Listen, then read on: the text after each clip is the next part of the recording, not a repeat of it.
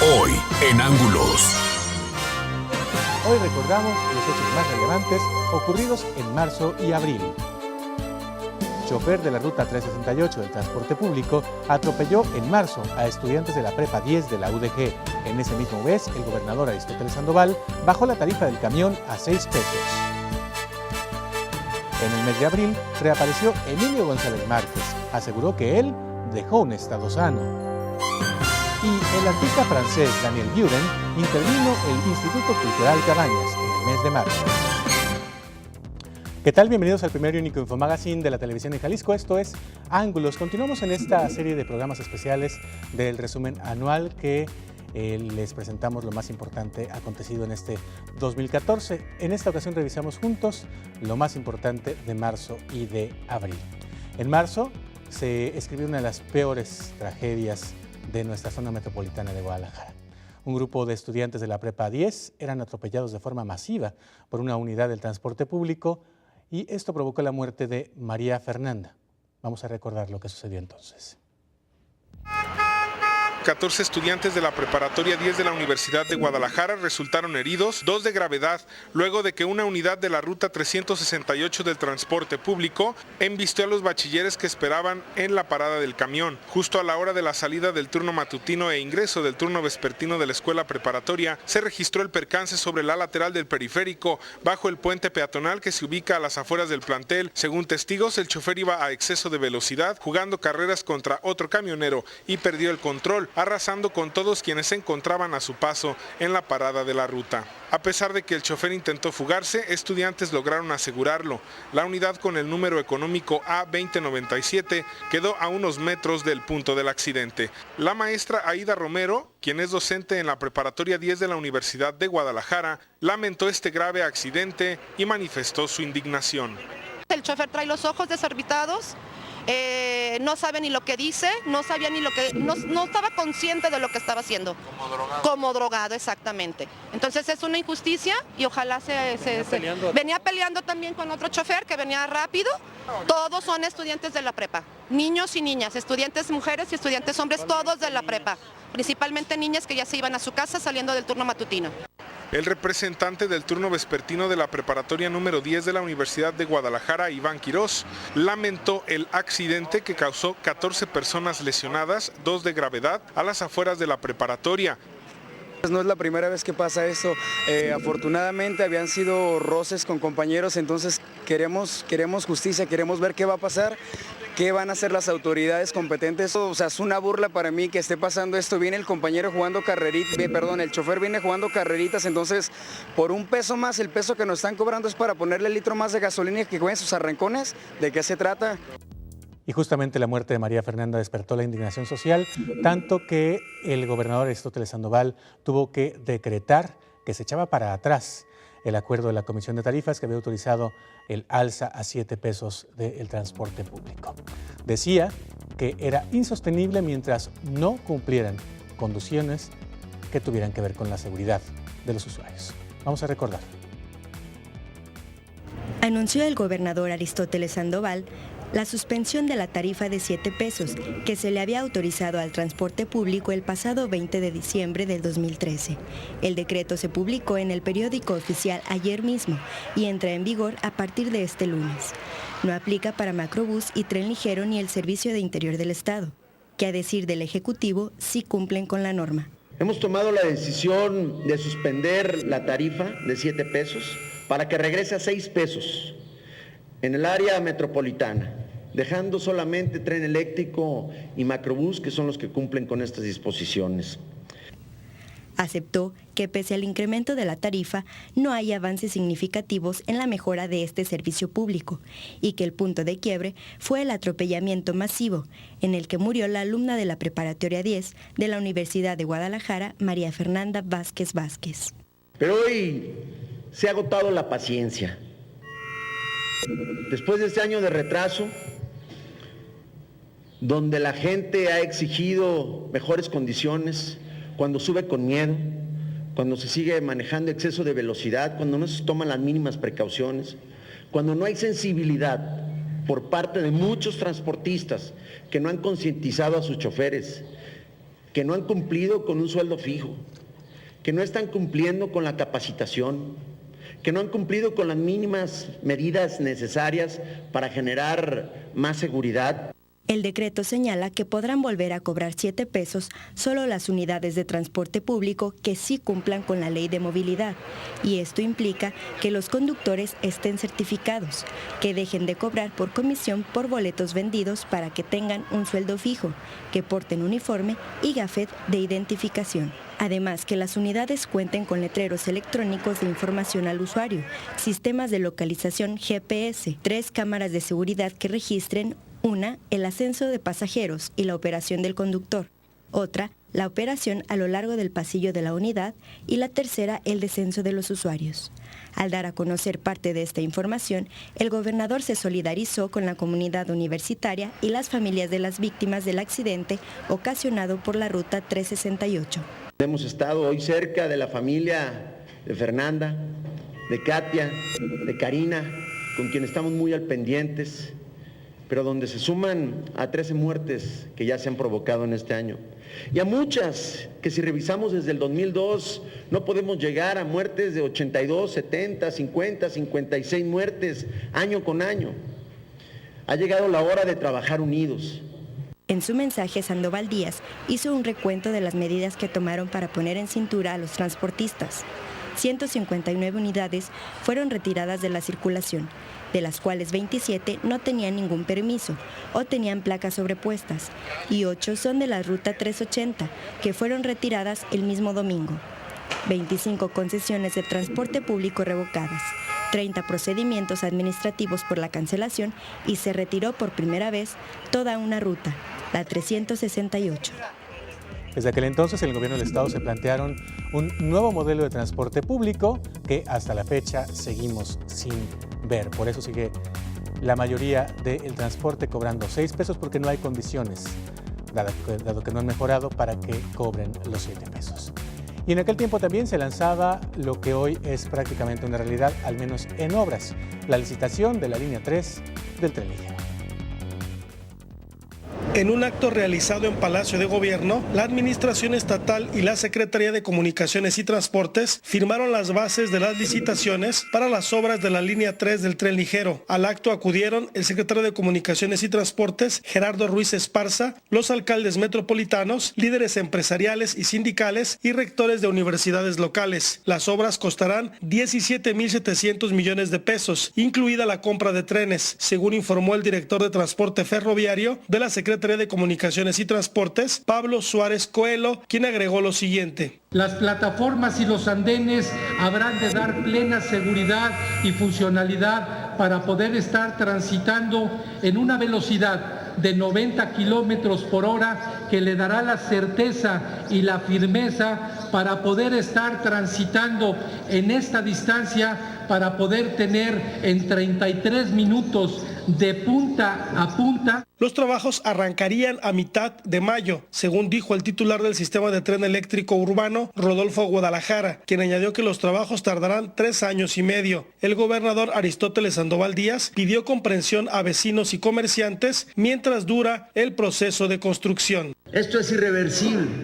no hay marcha atrás, y solicitamos de la solidaridad y del apoyo de toda nuestra comunidad, que entendamos que debemos de sacrificar una parte para apostar a mejorar el futuro, pero que donde transitará esta línea 3 del tren eléctrico se va a mejorar la plusvalía de los bienes inmuebles, se va a lograr la redensificación de Guadalajara, se va a utilizar mejor la infraestructura y los servicios que ya tenemos en la zona metropolitana de Guadalajara y evitar que siga creciendo la mancha urbana de manera desordenada. El titular de la Secretaría de Comunicaciones y Transportes, Gerardo Ruiz Esparza, pidió a los ayuntamientos de Zapopan, Guadalajara y Tlaquepaque que faciliten los trámites de autorización de obra para no retardar el arranque del proyecto. Por eso la petición de este enlace, para que toda actuación que se haga operativa del mismo, tanto durante la licitación como ya durante la construcción del mismo, haya plena coordinación, porque hoy la coordinación que nos pide el presidente Peña Nieto no solamente es de forma, no solamente es de palabra, es de fondo y de que trabajemos conjuntamente con los gobiernos estatales, con los gobiernos municipales, a quienes agradezco su apoyo para este trascendente proyecto, porque transcurrir por la autoridad municipal en la construcción del tren va a ser muy importante para todas las incidencias que seguramente se irán presentando. De los 17.700 millones de pesos que costará la línea 3 del tren eléctrico, 10%, esto es 1.770 millones de pesos, le corresponderá aportarlos al gobierno de Jalisco. Así comenzaba a materializarse entonces la promesa de campaña de Aristóteles Sandoval y de Enrique Peña Nieto de que Guadalajara tuviera al menos una línea de tren ligero más. Hasta aquí este bloque. Después de la pausa hablamos acerca de lo fatídico que fue para la cultura el mes de abril. No se vaya, regresamos en este resumen anual en que estamos revisando juntos los meses de marzo y de abril.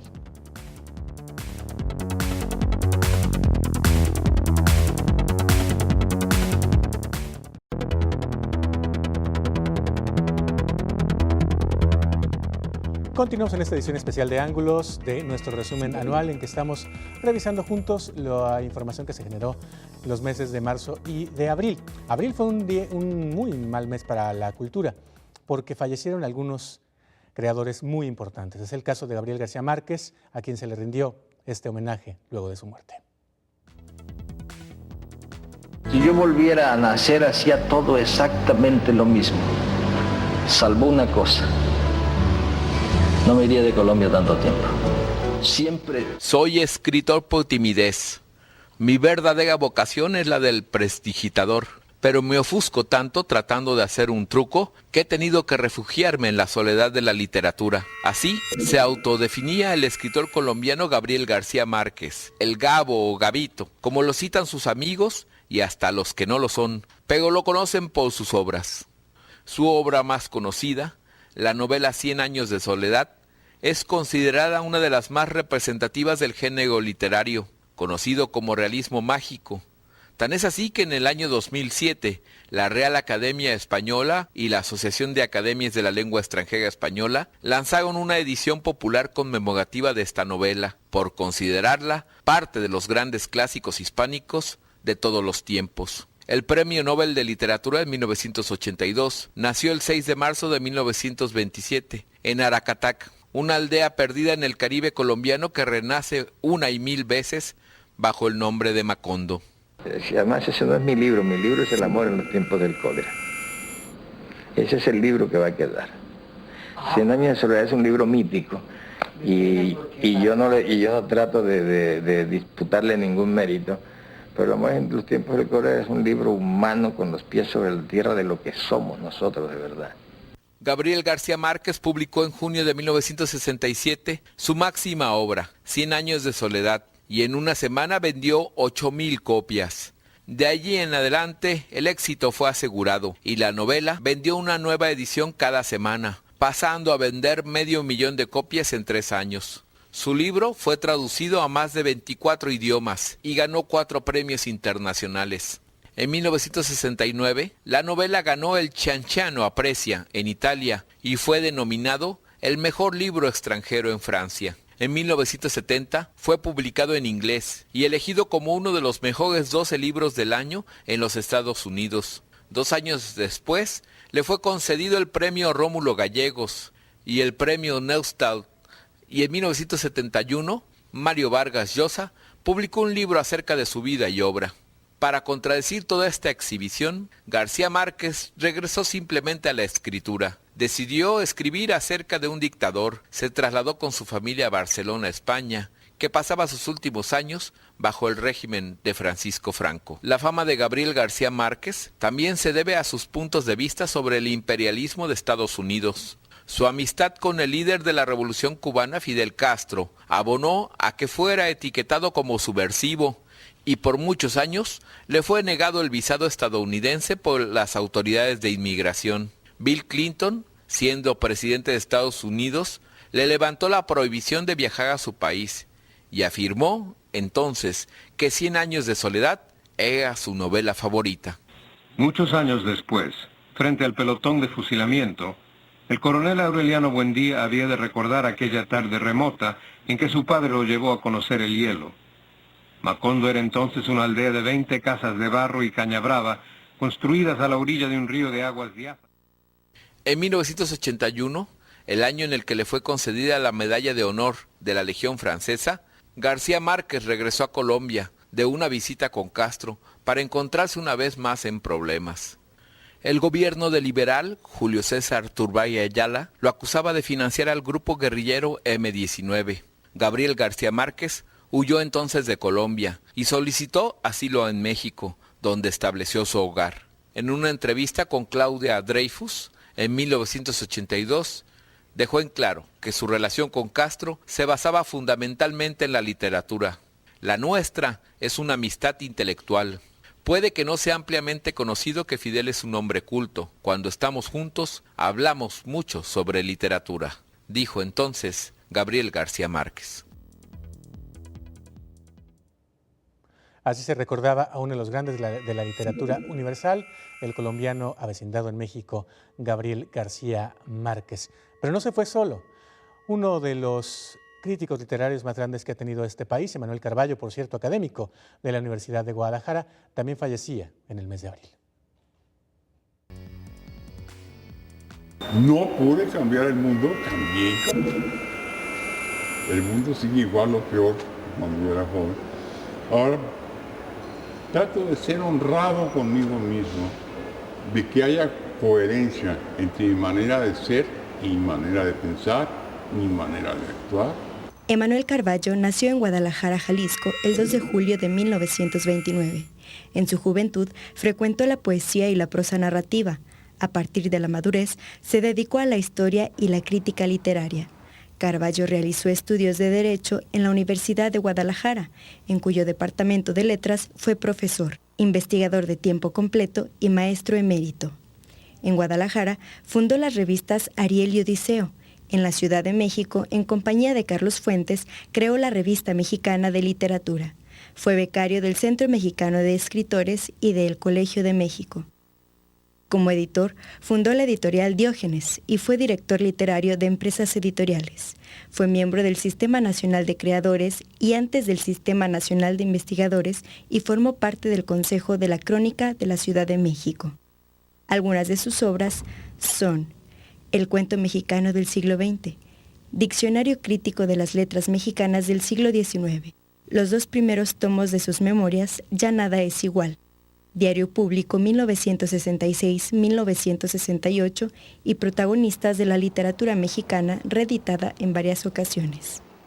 Entre los reconocimientos que recibió Carballo, además del Premio Iberoamericano Ramón López Velarde, se encuentran la Medalla de Oro de Bellas Artes en 2009 y el Premio Nacional de Ciencias y Artes en Lingüística y Literatura, el Premio Nacional de Periodismo Cultural Fernando Benítez y el Premio Mazatlán de Literatura, estos 3 últimos en 2006, así como la Orden de Isabel la Católica en grado de encomienda, concebida en 2010 por el rey de España Juan Carlos Borbón, la cual fue recibida en noviembre de 2012.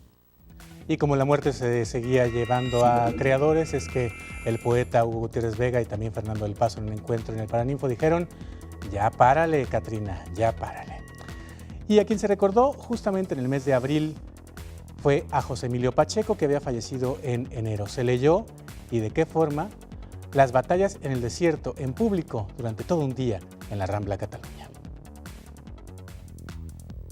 El Día Mundial del Libro se celebró en la Rambla Cataluña con una lectura en voz alta de Las batallas en el desierto del célebre escritor José Emilio Pacheco, y aproximadamente convocará a 15.000 personas de todas las preparatorias de la Universidad de Guadalajara. La directora de la FIL, Marisol Schulz, señala el objetivo del Día del Libro, celebrado el 23 de abril. Es celebrar al libro, el Día Mundial del Libro, que fue el día 23 de abril, este año lo recorrimos al día 29 por un tema de vacaciones, porque para nosotros es muy importante la participación de los chicos, tanto de las secundarias como de los bachilleratos, bueno, de todo el estudiantado. Y en ese sentido, pues esa participación habla del fomento a la lectura, de propiciar un gusto por la lectura, el placer de la lectura del que tanto se habla. A partir de cómo se lee, de cómo se escucha, la gente puede llegar y interesarse por determinada obra.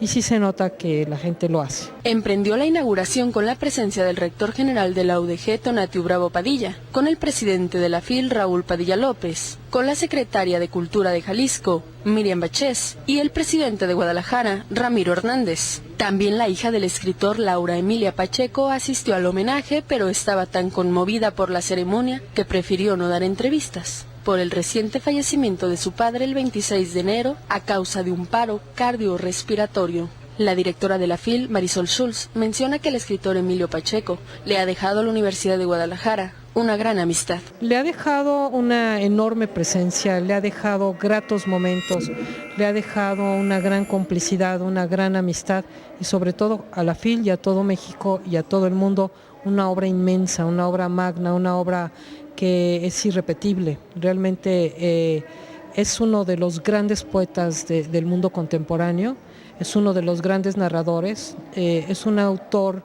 muy querido, muy incorporado en este microcosmos de la literatura a nivel general, es decir, puedo apostar que miles y miles de chicos a partir de las batallas en el desierto encontraron justamente el gusto por la lectura y de ahí se siguieron leyendo otros libros. Miseria de la poesía, el silencio, alta traición, indeseable, presencia, tarde o temprano, son algunos de los poemas que dejó el escritor nacido en la Ciudad de México en 1939. La directora de la FIL, Marisol Schulz, asegura que la lectura se debe fomentar desde la infancia. La lectura se tiene que fomentar todos los días desde la casa. Los padres se quejan de que los niños no leen y en sus casas no hay libros, por ejemplo, ¿no?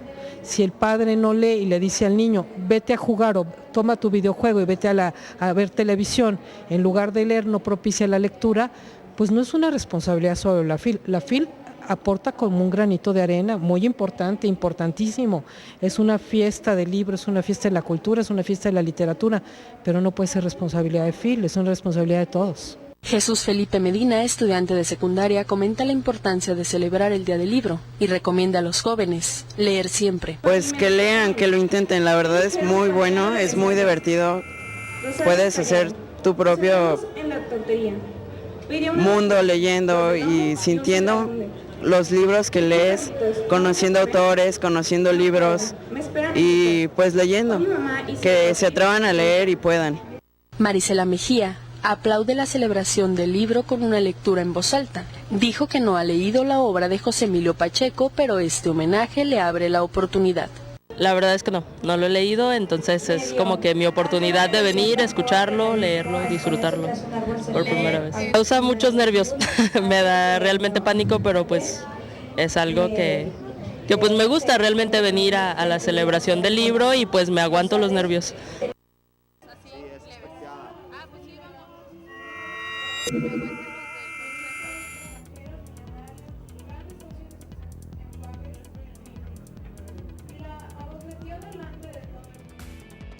Así se recordaba pues a un grande y se demostraba que era uno de los pocos escritores ya de edad que seguía conectando y bastante bien con los jóvenes. Y para terminar este bloque, le anuncio que después de la pausa vamos a tener información que tiene que ver con la Universidad de Guadalajara, porque el rector Tonatiuh Bravo rendía su primer informe. Lo revisamos después de esos mensajes. No se vaya, estamos en el resumen de ángulos correspondiente a los meses de abril y también de marzo.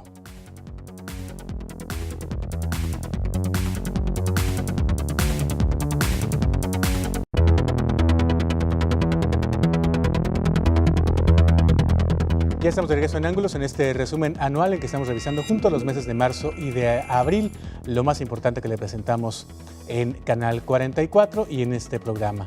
Recordemos juntos el primer informe al frente de la Universidad de Guadalajara del rector Tonatiuh Bravo. El rector general de la Benemérita Universidad de Guadalajara, Iztcoatl Tonatiuh Bravo Padilla, rinde su primer informe en el que destaca logros del último año y compromisos a futuro, pero también la autocrítica y las nuevas relaciones con el gobierno de Jalisco y el federal, lo que le ha ayudado a alcanzar por primera ocasión el equilibrio presupuestal. Destacó ante representantes de los 3 niveles de gobierno y la comunidad universitaria las acciones y esfuerzos de la máxima casa de estudios, que en el 2013 captó 6,000 nuevos alumnos para llegar a un total de 265,000 universitarios y confirmó que ya trabajan con el examen único.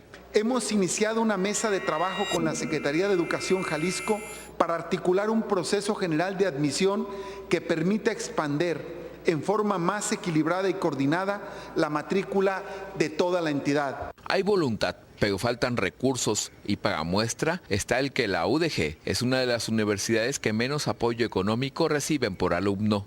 Un alumno en la universidad tiene un costo en media superior de poco más de 15,000 pesos.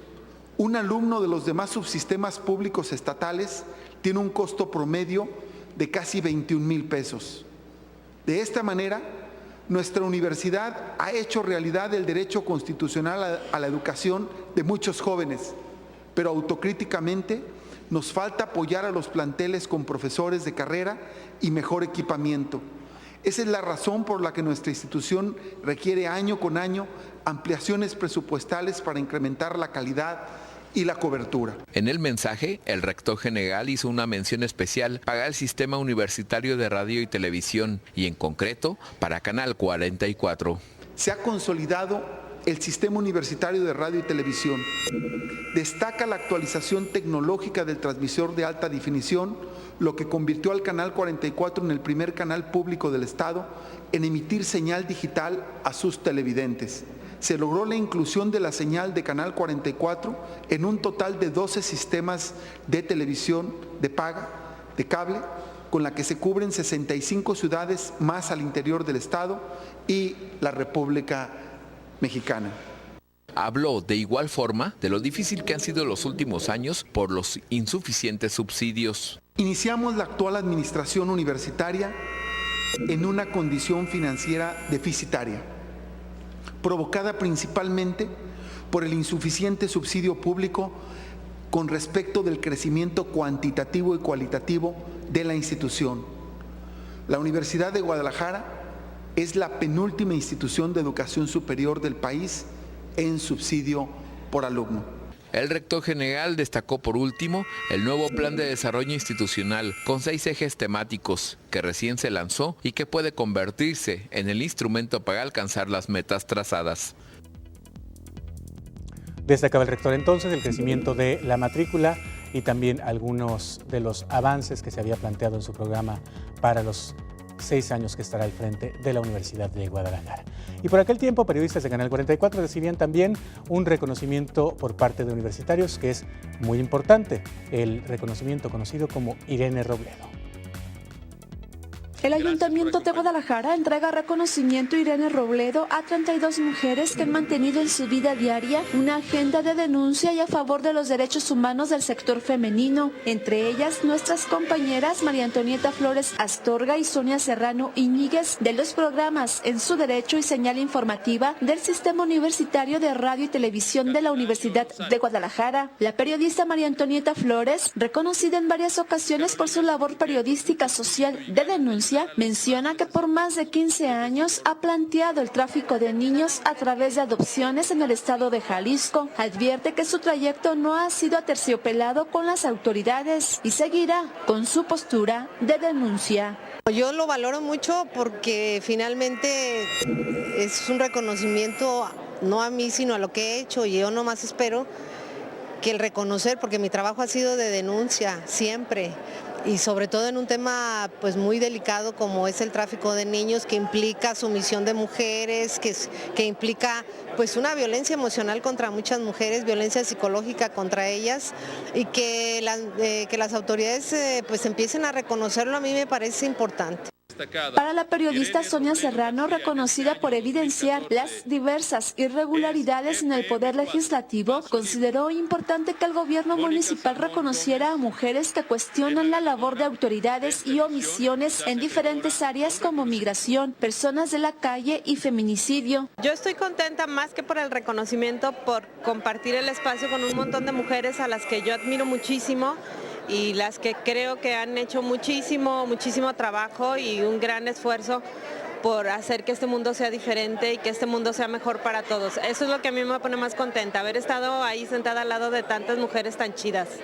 El reconocimiento se dio en el marco del Día Internacional de la Mujer, un espacio también para entregar el galardón Irene Robledo García a Mónica Salmón Gómez de la organización FM4 Paso Libre, dedicada al apoyo de los migrantes. El presidente municipal Ramiro Hernández destacó la labor de las mujeres, pero también llamó a la reflexión de conjuntar esfuerzos para trabajar en una agenda de igualdad de género para garantizar el pleno derecho de la sociedad. Son un ejemplo que nos compromete como autoridad y que sin duda nos hace no solamente estar más sensibles, más comprometidos por los temas que en una ciudad como esta cada día se manifiestan con mayor crudeza, sino que también nos obliga a buscar la suma de voluntades. En su intervención, la representante de FM4 Paso Libre, Mónica Salmón Gómez, señaló que los migrantes enfrentan el reto de la subsistencia y lamentó que una parte significativa de la población vea a este sector con extrañamiento, recelo, miedo e indiferencia. Agregó que el premio lo utilizará como una oportunidad para seguir denunciando públicamente la violación a los derechos humanos de los migrantes. Como finalista al galardón quedaron Griselda Torres Zambrano, Elisa de la Peña Aro y Mónica Salmón de FM4 Paso Libre. Entonces felicitamos a los compañeros y ahora repetimos esa felicitación. Haremos una nueva pausa en este resumen anual de Ángulos y después de la pausa vamos a revisar juntos temas que tienen que ver con la cultura, particularmente una de las exposiciones que marcó el año, sin lugar a dudas, la de Buren, interviniendo el Cabañas. No se vayan, regresamos.